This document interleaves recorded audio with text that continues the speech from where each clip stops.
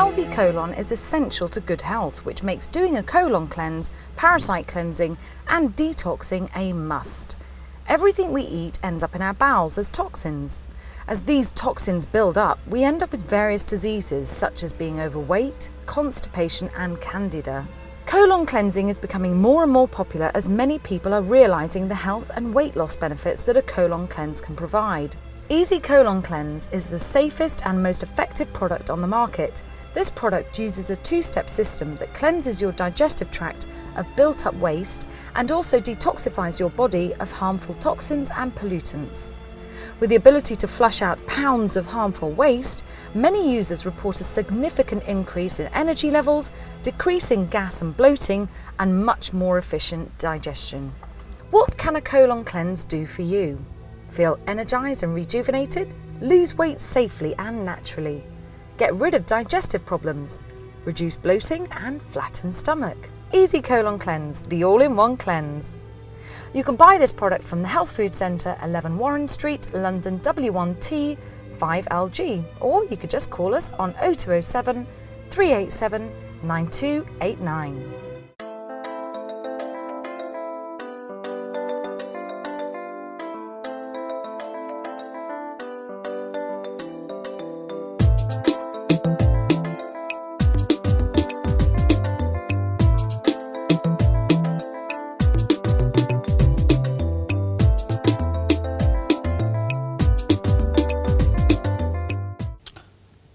Is the new patriotic party's game plan?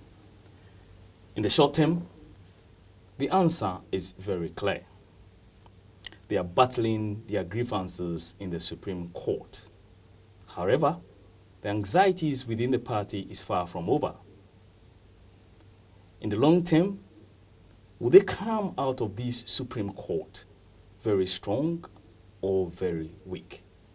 And for how long can the new patriotic party put pressure on the president and his loyalists? Tonight, I have with me the chairman of the NPP, UK and Ireland, Mr. Hayford Atakofi, to analyze the direction that the new patriotic party will take over the few months or years to come. Chairman, welcome to the Mecury Debates.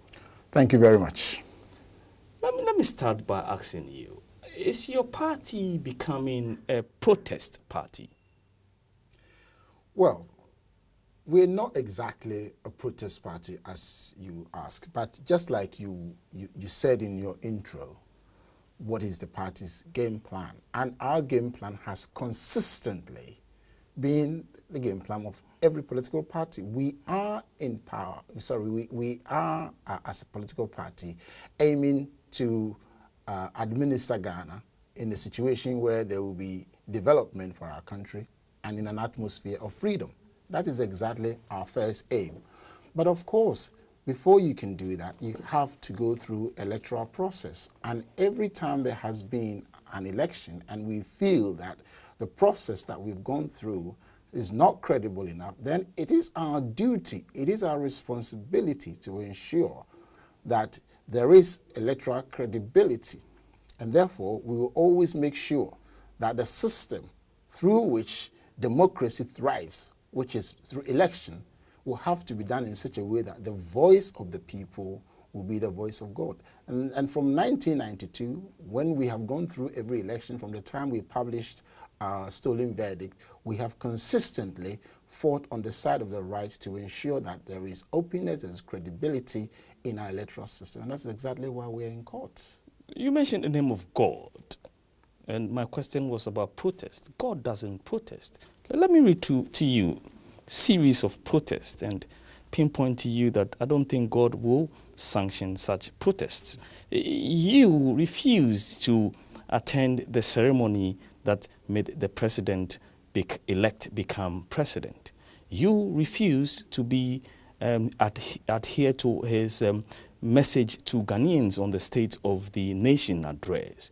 You refused, again, to even listen to him, you and your party, when he visited France quite some few weeks ago. these are not God's protests. These are protests that one might say that are coming from a political party who has an aim that doesn't look nationalistic. Thank you. We are in court, and the reason why we are in court is to challenge the legitimacy of the election that was held on the 7th and the 8th of December last year. And out of that election, the president was declared a winner. So if you would obviously agree with me, he, the president, is the first respondent. So we're challenging his legitimacy. And if we are challenging his legitimacy, then you cannot build something on nothing. Our argument is that where he is on nothing, and he cannot build anything on it. And therefore, his swearing in, his State of the Nation address, he going around the world, whatever the purpose is all based on the fact that the nothingness, his position of the president, which we consider to be nothing, and for that reason we are in court. We cannot endorse it. And that is the reason why we've been boycotting it. And it is consistently in line with the party's position. Remember, our decision to go to court was taken by the highest body of the political party, which is the National Council. And therefore, we cannot in one vein follow the decisions of the National Council, go to court, and then in another vein, support the president's position, because we are challenging that very, very legitimacy. But that puts it's a very complex issue. It's like you walking on an egg shelves. Let's look at it from this point of view. You have members of parliament who are accountable to Ghanaians, and those members are not only members within your political party. Let's say if one person wins the election in a certain geographical area in Ghana, that member has been elected to serve everybody in that constituency, be it NPP, NDC, PPP, CPP. You putting that person's life into jeopardy. How can that person then represent that group of people who his party refuses to acknowledge the president? Thank you. I mean, interestingly, there are three arms of government, okay? The judiciary, the legislature, and the executive. We haven't questioned, at least as far as our petition in court is concerned, we haven't questioned the legitimacy of the legislature. And therefore, our members of parliament, together with the members of parliament of all other political parties, are engaged in the business of legislature, and our party members, take part in it. We have never boycotted parliament for the purpose of working as a legislature. What we are questioning is the position of the executive, which is the position of the president. And therefore, if we have a member of parliament for a particular constituency, he or she is doing his or her work according to the mandate that the people in that constituency has given to him or her. And therefore, we're not putting anybody's political career into jeopardy. We're not putting anybody's life into jeopardy. The work of parliament or the legislature is going on unimpeded. And we need to be very clear that NPP is not against what is happening in parliament. What we are against, or what we are challenging, is the position of the president and everything that is done on that basis. That's why we say that you cannot build something on nothing. Let me look at you saying that you can't build something on nothing. Let's look at what is the something and what is the nothing that you have illustrated. If somebody comes to you, a foreigner comes to you and asks you, who is the president of Ghana? What name will you mention? The Constitution allows governance to continue because government is of a permanent succession. And the framers of our Constitution, in their wisdom, indicate that when an election is held and the results are declared, whoever is declared as the winner will have to be sworn in within a certain number of days. However, the same Constitution and the framers in their own wisdom under Article 46 say that anybody who is not happy can go to court. So there is duality of purpose here. Yes, the president is in office, he's doing what he is doing, but we, because we are in court, believe that that office is a nothing, and therefore anything he does there is building something on nothing, like the State of the Nation address, appointing his ministers, going around the world and representing Ghana under any circumstance. That is what we believe that is the something that he is doing, but it is based on the nothing, because his position as the president is being challenged. And we are doing that rightly so. A crafty political answer to my question. My question is, who is the president of Ghana? I have given you a clear... So you don't know the name of the president of Ghana? Or of course, based on the election that we had and the constitution of Ghana, John Mahama is a president, but we are actually questioning his legitimacy as a president. And we know that it probably will not be for very long. Not be for very long. What does that mean? Because obviously the case is pending, and we've gone through a good percentage of it, and we are very clear from what we are all seeing. We thank the Chief Justice for making it possible for GTV to show this live to every Ghanaian, so anybody who wants to watch it. And therefore, we're all seeing what is happening. We're all witnesses to it. And therefore, when the outcome comes, it would not be a shock to the system of Ghanaians. We'll get into that. We'll get into the court case as this program progresses. But let's do. You see, whenever an election is going to be declared, people say all sorts of things. The winner will praise the Electoral Commissioner. Some aspiring winners will even praise the credibility of the election until the results are announced. And when it doesn't favor them, they quickly come out with stories as to why and what not. I mean, you're an experienced person. You've been in Ghana. You were or have been in Ghana several times as these elections are being held. What accounts for that?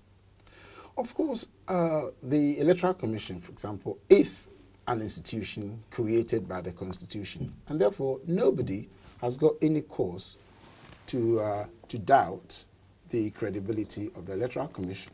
So we all live in hope and in faith. That is why they're giving all the resources to undertake elections. And we believe that their resources are being put in the right place. But the test of their credibility, the test of their constitutionality is based on what happens during the election. And it is what they do during the election that actually makes whoever protests against their action, come up with that. So you cannot preempt what the Electoral Commission is going to do. Otherwise, then no institution will work. But what they do is what gives cause for any kind of protest or any kinds of actions. In 1992, 1996, electoral observers from outside the world, most people said it was free and fair. In the year 2000, people said it was free and fair. In 2004, most observers said, look, it's free and fair, except the winners who backed those who said it was free and fair. The losers always, almost every time, complain. Why? Well, of course... Are they bad losers or they take the results in bad faith? I mean, when we say an election is free and fair, it is very subjective in the sense that maybe nobody was physically restrained from going to vote. And people, did the election, they went in and to cast their votes, and there was no inhibition or anything of the sort. But the fact of the matter is, it is not what happens from 7 to 5 o'clock or 4 o'clock that actually determines the freeness or the fairness of the election. What happens thereafter? And these observers tend to dip in from polling station to polling station, and what they see at that particular moment where they are there is what informs their outcome. I mean, no observer sits at a polling station from the time the poll opens to the time it closes. They just dip in. So obviously, once they are there, everybody makes it very clear for them to see that everything is going on very well. But what happens on the blind side is what brings about this kind of protestations and things like that. And I think if we're able to play the game so openly and so fairly for observers, then we must also be able to play the game so openly and so fairly on the blind side of the observers. I mean, I don't fault them too much because what they see is what they write. And almost invariably, everybody will play it in such a way that they will see. And then again, they look at the overall. Not that if you look at their notes, you would see that they saw some red flags. But the question is on the balance of probability. The red flags against the white flags. And if the white flags outweigh the red flags, they will generally say it was free and fair. I mean, they have even gone to Zimbabwe and written it's free and fair. But the fact that an observer has gone to say that it's free and fair does not actually mean that on their blind side, everything has been free and fair. So indeed, when you say that those who lose elections give some excuses as to whether the election was free and fair, I mean, in a sense, you're right. But the name of the game, is evidence. Not just simply saying that it wasn't free or it wasn't fair, it makes the whole thing fair and complete. But if you've got credible evidence to back why you're saying it is not free or it wasn't fair, then that is where you have substance or something to hold on to. And mind you, 11,842 infractions cannot be taken to be a joke. But you also have to bear with the EC that taking only 7 pink sheets to him for him to annul or postpone or delay an election, the name of the game, like you said, as he also said, is evidence. And that evidence is not that much for him to take such a huge, let me say, tax of postponing the results of the elections. No, there's this what we call perception. Okay, if barely 24 hours after the polls have closed, I am able to bring 7 constituencies with pink sheets, evidence backing all of them to say that there were problems. That should give you a cause to take your foot off the brakes or the accelerator. And I say, hang on, if this is what we're saying, then this may be a tip of the iceberg. And therefore, let's give ourselves 24 hours. Let's give ourselves some time to look through this because we want everything to be free and fair. We don't want any comeback. But if you call the bluff by not looking at the evidence and then you call their bluff and say, go to court, then you're asking for 11,842 pink sheets to appear in court. And that is exactly if you are alluding to the fact that Afarijan did not give us a chance to put our protest in. That is exactly what happens. And if you don't or if you see the tip of the iceberg and you don't investigate to see what is actually happening under the sea, then you have a tsunami like he is facing in court.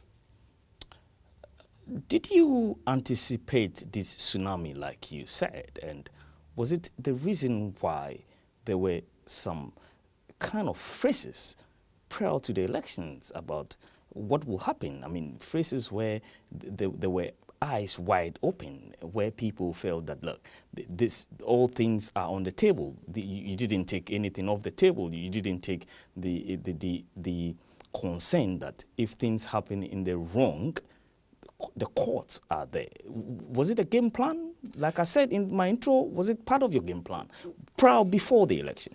Well, it wasn't part of our game plan. To be honest with you, we didn't even plan anything like this to happen. But the fact of the matter is, you could sense that the Electoral Commission wasn't really prepared or was biting too much than it could chew. For example, if you look at the 45 constituencies that they threw in at a very, very short time, you could sense that, look, you haven't even worked out everything with the 230, and you're bringing in 45. And we gave the warning. Nobody should say that we didn't give the warning. And then this is the first time we're going through an election which is based on verification, which is based on biometric. And therefore, being the first time, you would want as little food on the plate as possible to be able to do justice to it. You don't lump everything in and expect to do a perfect job. And therefore, whatever is happening to the Electoral Commission in court now is simply because of woes that they have brought on themselves, because they took their eyes off the ball, they bit too much that they could bite. They did not really concentrate on where their strengths were and where their weaknesses, build up some extra resources to make sure that they beef it up. But rather, they took too much on board, and as a result of that, we have come to the situation. And indeed, if you look at Afarijan himself saying that it would have been a miracle not to have made mistakes because there was too much on the plate. Chairman, in respect of that, the Electoral Commissioner had a series of meetings with the NPP, the NDC, and all the people who were involved within these short elections. I mean, coming to think about it, he did his utmost best, and based upon the evidences that he's given in court, don't you think that your agents at the polling station also had a role to play? Because if you look at this definition of polling agents, it's different from what Baumia said as being observers that has been exalted. He is trying to say that they are part of the election process, where they have to be very strict, because the name of the game, like you said, is evidence. There's no evidence. 7 papers, what can he do? It wasn't 7 papers. It was a pile of pink sheets from 7 constituencies. So there was a lot in there. And he did say that I think 1 or 2 of the constituencies, the polling stations were, the pink sheets were not enough. It didn't cover the entire, and that was too much of an ask for that particular moment. Yes, you did say that the Electoral Commission did their best, but of course their best wasn't good enough. Their best wasn't good enough. And you cannot come to court months after and say that it would have been a miracle if our best was good enough. It is not good enough. The fact of the matter is, you are going into an unknown, and therefore you go in with all the preparation that you can have. Yes, we have IPAC. And indeed, what we agreed on and what we were told at IPAC wasn't exactly what happened on the night and thereafter. For example, we were told at IPAC that we have registered 704 as far as NPP was concerned. 704 voters from outside the country. We ended up with 241,000. For example, we were told that we have just over 3,000 FOs faced only, and then now it's turned out to be 70,000. Excuse me. Chairman, you see, some of these figures that you are bringing up is being highly contested by the EC, where the EC is saying that, look, I have over the figure that you have is not correct. Yeah. Secondly, the EC himself contested that, look, there were certain things that they did that they had to bring the figure afterwards. So for him and for you guys are singing 2 different things as to who is actually saying exactly the right thing. But then, do you think people will take the MPP's word for the truth? Obviously not. Okay. People will wait to see what the EC comes out with, because the EC has, from the time that he has been in the dock, has clearly stated the rules, the regulations, and what he did. So, I don't think some of your statements for now will be in a bit of a doubt. Right. It's simply because you asked about what happened in IPAC, because I would not have gone into the court case. Basically, whatever the right figure is will be determined by the justices. And as we say, the law lies in the bosom of the judges. So at least we know that when the outcome or when the decision is made, we will know indeed if it is part of what they decide on. So we will know the actual figure. So I really don't think it's really important for us to go through that. And again, it's not even advisable for us to go into the meat, or which is already at the Supreme Court. But having said that, you were talking about the polling agents. I mean, if you look at CI 75, which is the law that actually governs the entire election, it does say in at section 1, okay, that the sole person responsible for election, and they use the word shall, is the presiding officer and his assistants and the returning officers. If you go to section 8, I believe, it says that a presidential candidate or a parliamentary candidate may appoint polling agents for the purpose of identifying people who come there to cause some kind of, let's say, identification, because they are the local people, so they would know who is who coming to vote. So they only go there to assist. But it uses the word may. And legalistically speaking, if you use the word may as against shall, which is used for the presiding officers and its returning officers and their assistants, then you begin to see that you can dispense of polling agents, but certainly the entire responsibility, the back, stops with the presiding officer. And that is, so we're playing with the word shall and may here.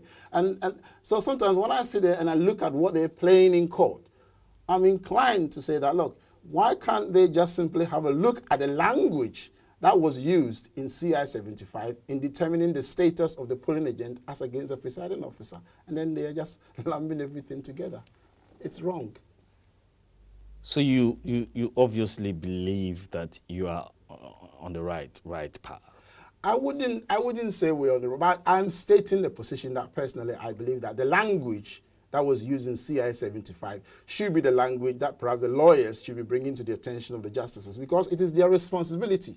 If you're in court as a lawyer or the bar, your responsibility is to assist the bench to come out. So if you're a lawyer and there's a position that you don't assist the bench with, but you play propaganda or you play to your case, you are, in a sense, delegating from your responsibility in administration of justice. And I think it's important that both the respondent and the petitioner's lawyers should look at this and then advise the bench on that. It's the responsibility of everybody, the bar and the bench, in terms of administration of justice. I have to take a short break here, and when I come back, we'll look at the MPP, the court case, and what the future holds for your political party. If you're a man whose sex drive is not as good as it used to be, or if you ever suffer from weak or soft erections, or perhaps you worry that you're not going to perform at all, we have great news for you. Erection Express, the all-natural formula guaranteed to give every man strong, powerful, long-lasting erection, usually within 1 to 2 hours of taking the product. Erection Express will maximize sexual pleasure for you and your partner, providing rock-hard erections, multiple erections, and relief from premature ejaculation. How the formula works is by enhancing the supply of nitric oxide, causing dilation of blood vessels in the erectile tissue of the penis, resulting in increased blood flow, leading to a firmer erection for most users. Red Devil. Another one of the great formulas we do is Red Devil. This is a similar formula to the Erection Express, but with this formula you take the product 1 capsule every 3 days. It's for people who don't like taking capsules every day or who prefer to take one every few days. It's an excellent formula if you're going away for the weekend, or if you're a man whose circulation is extremely poor, then this formula will really do you good. I really recommend this formula, the Red Devil. It's an excellent formula. Another one of the great products we do for weight loss is the African mango capsules. Obesity is the major killer in this world. Being obese can lead to high blood pressure, high cholesterol, diabetes, heart disease, stroke. We don't want any of these nasty diseases, do we now? In research, it has shown that African mango capsules can help you lose between 6 and 12 pounds over a 1-month period. So what are you waiting for? Get rid of that big belly and order the African mango today. Another fantastic product we've now also got is the Body Slim Tea. If you get bloated, constipation, difficulty going to the bathroom, all you do is drink a cup of this Body Slim tea at night time and you will see in the morning. Call us on 0207 387 9289. You can buy this product from the Health Food Centre, 11 Warren Street, W1T 5LG. Welcome back to the Clear Debates. You were giving me a bit of a long lecture that I was trying as much as possible to understand here, because you're trying to tell me that rigging can take place. But I'm looking at it from where does it necessarily take place? Because you have the IPAC meetings, you are meant to train your observers very well. The ballot boxes are open, everybody inspects it, that there's no material in it. You know, from your point of view, and from what you observed, that you took these election to court, where does the rigging take place? Thank you. Like they say, it's on the face of the pink sheet. The actual rigging in the 2012 election took place on the face of the pink sheet. And indeed, that is why we have been concentrating a lot on the primary source of information, because the primary source of information that was used in aggregating the outcome of the election was what was actually on the pink sheet, especially if you look at column C3 and everything out there. So if you look at the entire court case, the argument, whether it is a prosecution's witness or the respondent's witness in the box, the lawyers have been concentrating on what actually happened on the face of the pink sheet. So indeed, that is where the battlefield is, on the face of the pink sheet. But you're getting some of the pink sheets wrong. Some of your pink sheets are not, as you put it in your affidavit, it's not really tallying. There are duplications, the figures don't tally, the analysis we are not very sure will be right. We don't know whether you use one pink sheet for the analysis in the end, that you are discrediting the results, that a huge chunk of votes have to be annulled. I mean, do you think you are right? Because nothing is right in your affidavit, because it seems to be in a bit of a hurry to together. Papa, I mean, we really don't want to go into that yet, because that, you know, that is before the courts, really and truly, that is before the courts. But we believe that with the 11,842 pink sheets that we took to court, that is the bedrock of our evidence. And indeed, the respondents may argue against it, because that is the only basis upon which they can also say that they have an answer to our petition. But the fact of the matter is, what is available on the face of the pink sheet will never lie. And as to whether we have some duplications or some serial numbering was not in place and things like that, what is important is the analysis of the data on the pink sheets. And that is what Dr. Bawumia, the respondents, the main respondents, the main petitioner's witness was really stressing, that it is the analysis. It is not a question of quantity. It is not how many pink sheets you bring to the court, but what information is on it. And when you put the arithmetic together, what you come up with. So I think we should leave that one for the courts. We will do, but let's look at the one that we cannot leave for the courts, and that person is in the person of, he's one of your own, Dr. Charles Reku-Brobe.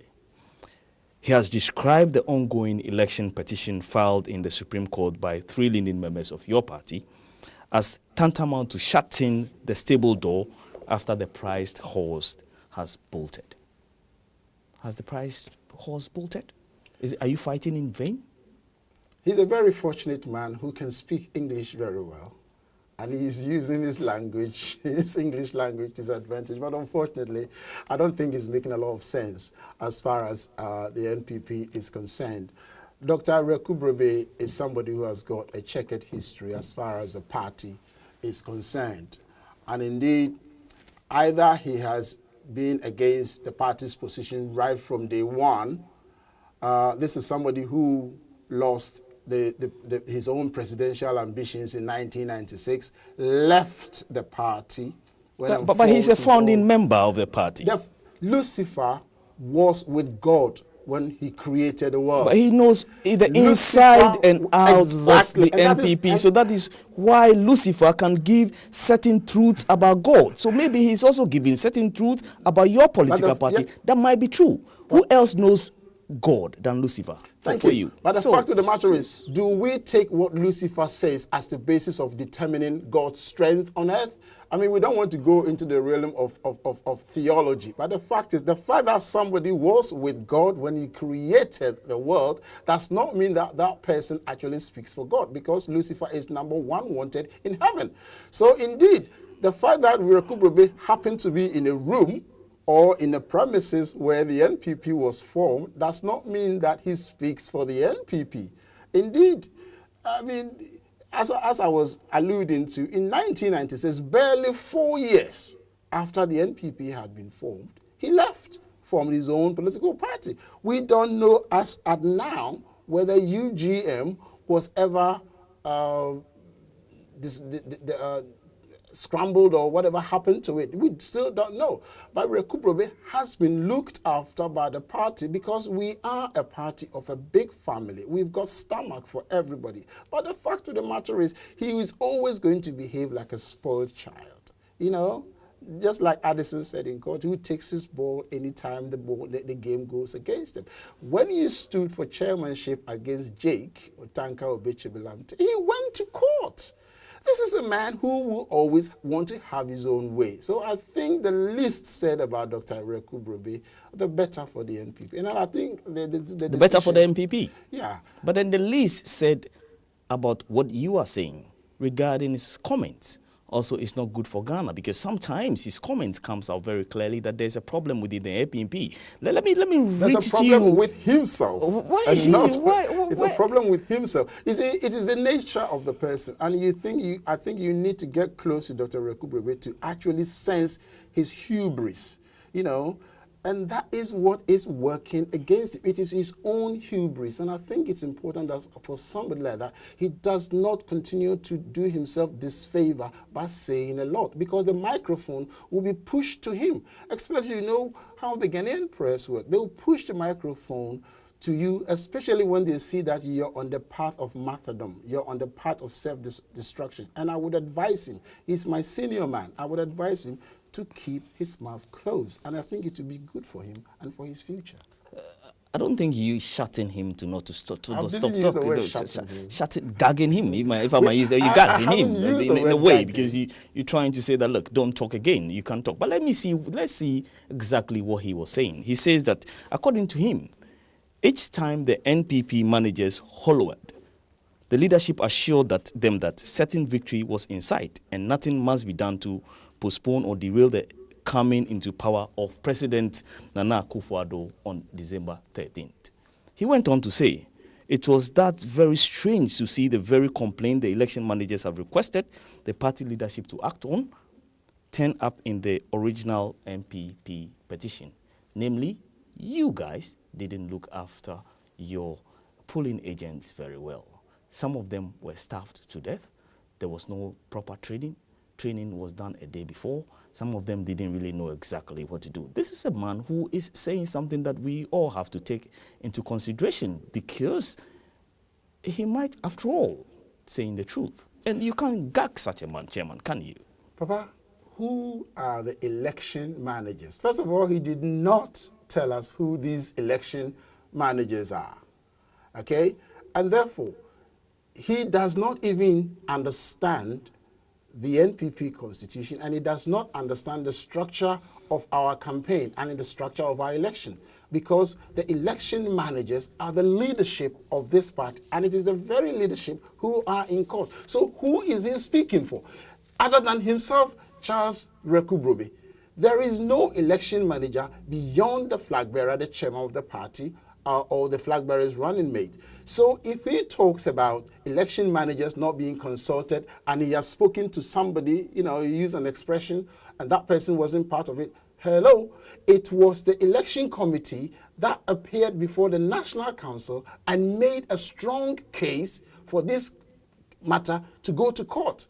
So he doesn't know what he's talking about. And I'm afraid it will be for his own good if he doesn't talk from that empty space, but rather go and sit somewhere, think about his own political future, because the more he talks, the more he endangers himself as far as credibility and as far as his future in the party is concerned. There is no election manager beyond our 3 respondents who are in court. So who is he speaking for?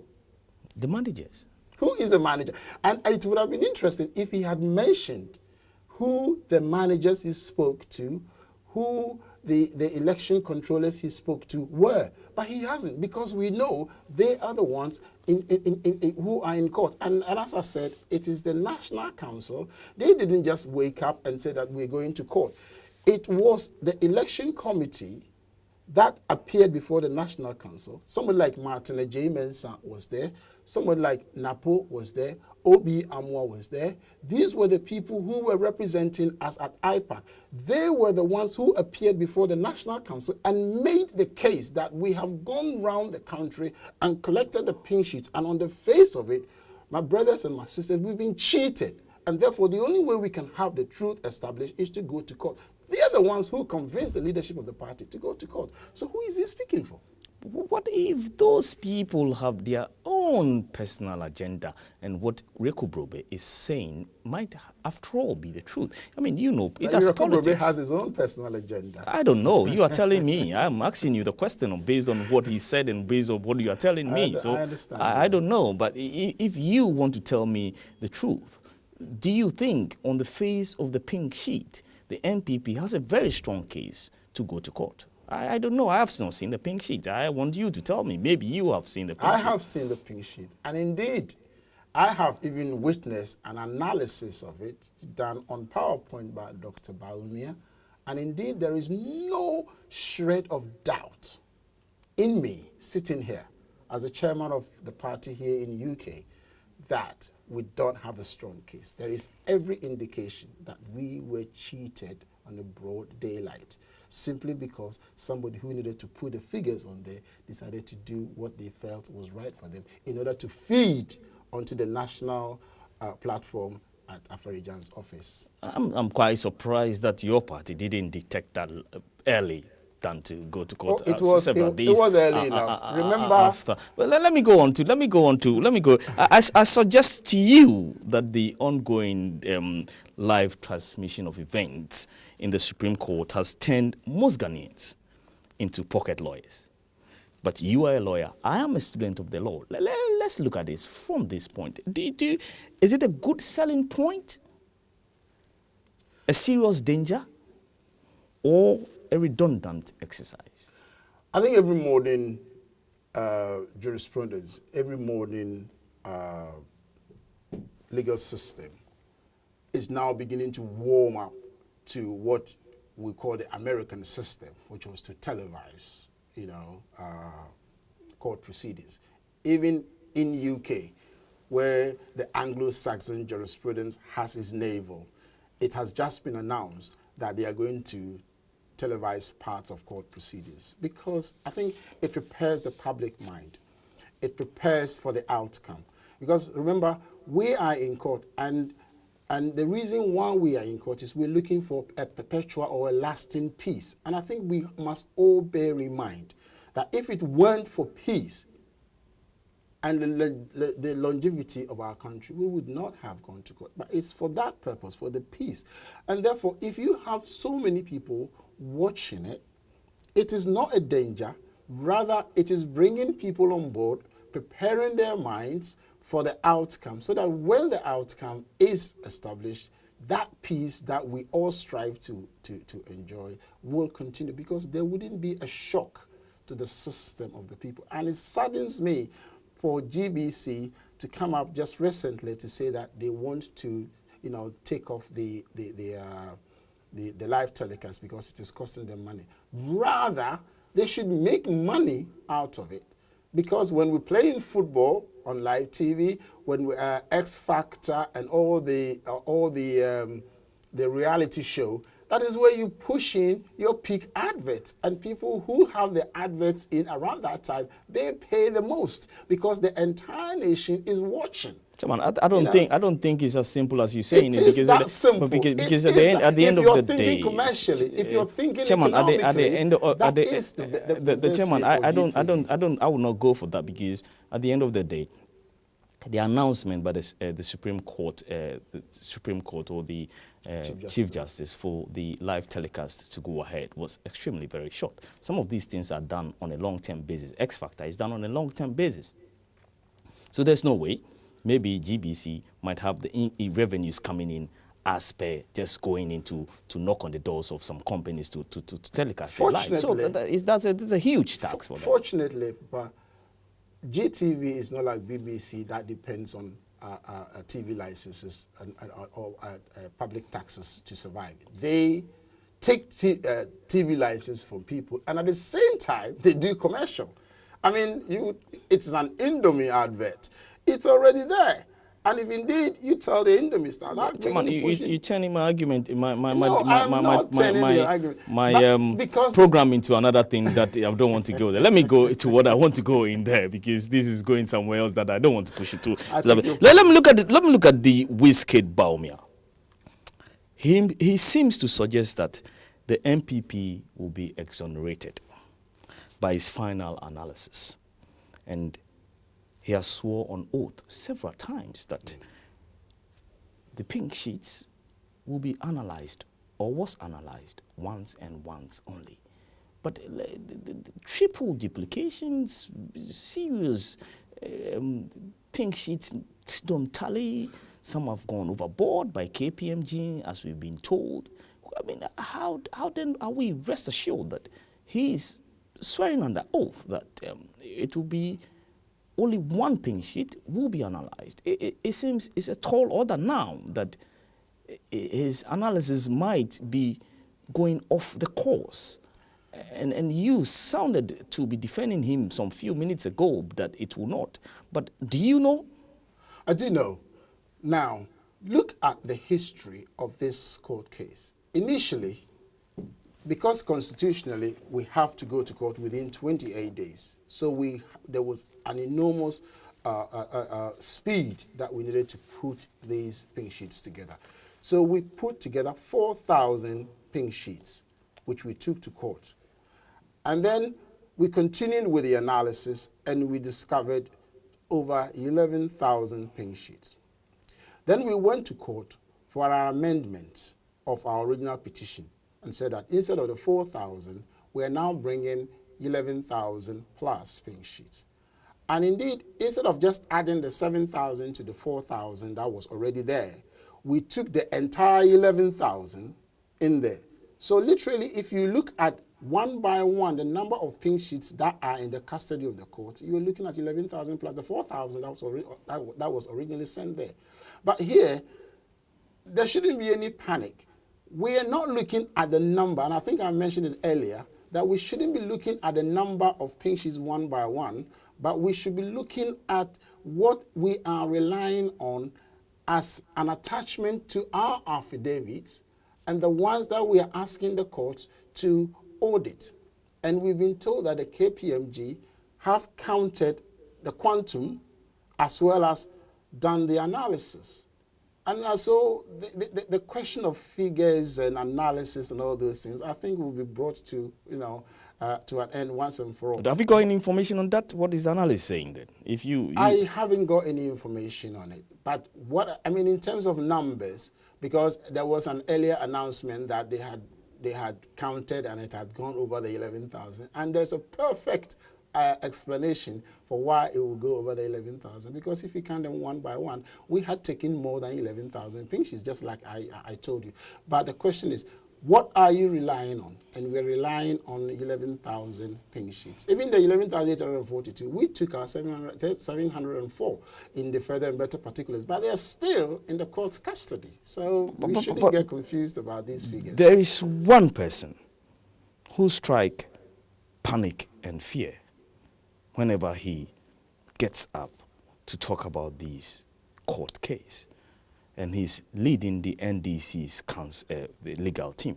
and that is one that has been described as the best legal brain in Ghana, and that is Chachu Chikata.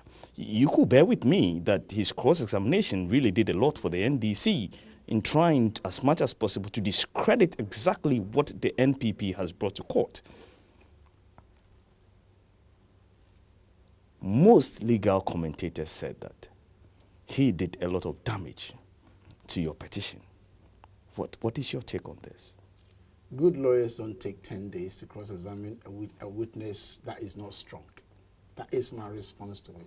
It never, ever happens in any legal... If you find a witness who is not credible, if you find a witness who is not telling the truth, it doesn't take 10 days to cross-examine them. Unless, of course, you're looking for some element of criminality. And that is where perhaps his own bad faith was coming from. You know? So if you ask me, professionally as a lawyer, if you have a weak or a witness who is wavering between the truth and lies, it doesn't take 10 days to cross-examine them. That's all I'll say. But then you also agree that his legal brains and his cross-examination at least punched holes, did a lot of damage. I mean, tried as much as possible to discredit the witness, tried as much as possible to discredit the petition that you've brought, the pink sheets, whatever. He did as much as possible to cast doubts on the minds of the judges, on the minds of the general public, and that actually shredded, I mean, put a bit of fear within the NPP in terms of the cross-section of the people I spoke to. I wouldn't go as far as your conclusion, especially when you use the word shredded, but to cast doubt, that is his job. That is what a respondent's lawyer is in court for. That is what he aimed to do. The question is, did he succeed in doing that? It doesn't take 10 days, you know, to break down a witness. That is all I'm saying. But let me just cut down from you, I mean, because my time is running over. You look very good. You've been to Ghana and back, and the Better Ghana agenda is all over your face. You looking very pretty. That means that the Better Ghana agenda is working. I mean, come on, let's look at it from that economic point of view and let's leave the legal issues out of the case. What do you think? Are you really optimistic about the Better Ghana agenda? Indeed. Are you going to give me another negative The president answer? himself has described it as turbulent. Just because you are making it that way. Those were not my words. You are making it that way. But those are not you are scaring away investors, if I might say. We are not scaring away any investors, because if the national debt is at 33 billion, yes, and inflation is rising, yes, cost of living is going haywire.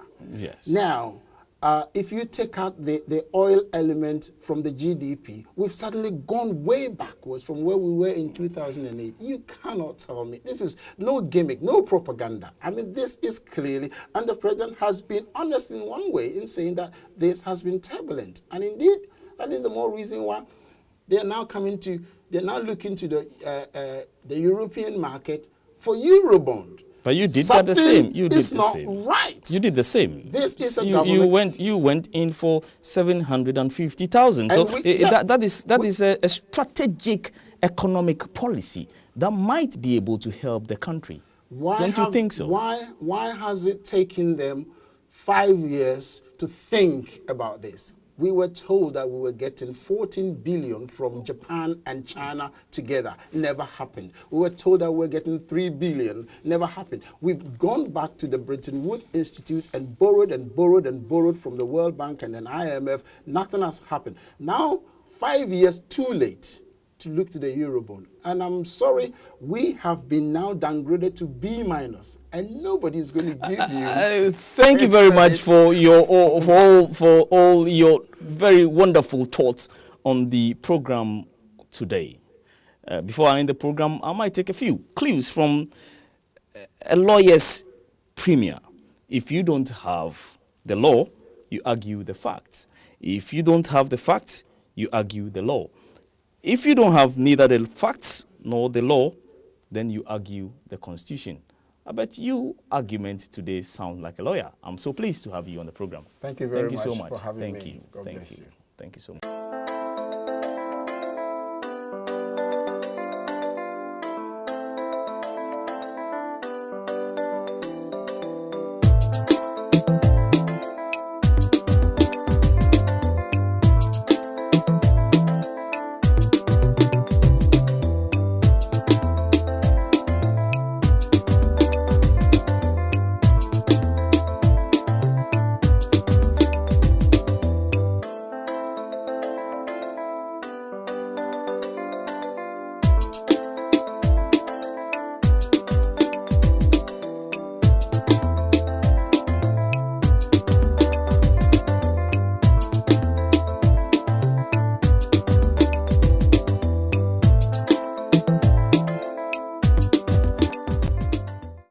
the soles of the feet before sleeping.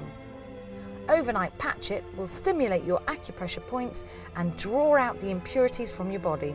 In the morning, you will feel the difference. For daytime use, apply to the palm of the hand or any part of the body with tired muscles. Stretch the plaster when applying to skin to ensure good adhesion. After use, Patch It will turn a deep brown colour and have a sticky texture. When used over a period of 5 to 10 days, Patch It will help invigorate the body, reduce aches and pains, promote a general feeling of well-being and reduce the monotonous feelings of fatigue and stress. Patch It is an excellent addition to your health maintenance regime. This is a product that you and your family will love, regardless of age or gender.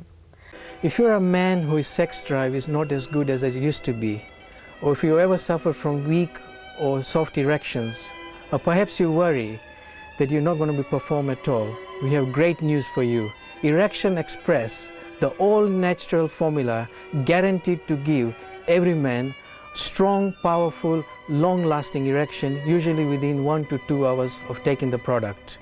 Erection Express will maximize sexual pleasure for you and your partner, providing rock-hard erections, multiple erections, and relief from premature ejaculation. How the formula works is by enhancing the supply of nitric oxide, causing dilation of blood vessels in the erectile tissue of the penis, resulting in increased blood flow, leading to a firmer erection for most users. Red Devil. Another one of the great formulas we do is Red Devil. This is a similar formula to the Erection Express, but with this formula you take the product 1 capsule every 3 days. It's for people who don't like taking capsules every day or who prefer to take one every few days. It's an excellent formula if you're going away for the weekend, or if you're a man whose circulation is extremely poor, then this formula will really do you good. I really recommend this formula, the Red Devil. It's an excellent formula. Another one of the great products we do for weight loss is the African mango capsules. Obesity is the major killer in this world. Being obese can lead to high blood pressure, high cholesterol, diabetes, heart disease, stroke. We don't want any of these nasty diseases, do we now? In research, it has shown that African mango capsules can help you lose between 6 and 12 pounds over a 1-month period. So what are you waiting for? Get rid of that big belly and order the African mango today. Another fantastic product we've now also got is the Body Slim Tea. If you get bloated, constipation, difficulty going to the bathroom, all you do is drink a cup of this Body Slim Tea at night time and you will see in the morning. Call us on 0207 387 9289. You can buy this product from the Health Food Centre, 11 Warren Street, W1T 5LG.